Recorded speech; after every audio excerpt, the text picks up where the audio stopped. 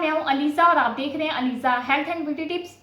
तो फ्रेंड्स, आज मैं आपके लिए बहुत ही अमेजिंग सी टिप लेके आई हूँ। आज मैं आपको बताऊंगी कि आप कैसे अपनी छोटी हिप्स को बड़ा कर सकते हैं। जी हाँ फ्रेंड्स, आजकल बहुत ही जो है वो ट्रेंड चल गया है। वो अपनी गर्ल्स जो है जिनकी छोटी हिप्स होती हैं उसको बड़ा करने के लिए वो जिम जाती है, एक्सरसाइज करती हैं, लेकिन उनकी जो हिप्स है वो बड़ी नहीं होती। उनका जो वेट है वो और भी ज़्यादा लूज़ हो जाता है। इससे आपको उनका जो हिप है वो और भी ज़्यादा छोटी हो जाती हैं। तो आज मैं आपको इन दो चीज़ों के यूज़ से बताऊंगी कि आप कैसे अपनी छोटी हिप्स को बड़ा कर सकते हैं। बहुत ही आसान सा तरीका है, ये मैं आपको करके दिखाती हूँ। पर उससे पहले फ्रेंड्स, मेरे इस चैनल को सब्सक्राइब कर लें और साथ ही बेल आइकन को क्लिक कर दें ताकि मेरी आने वाली हर नई वीडियो सबसे पहले आप तक पहुंचती रहे।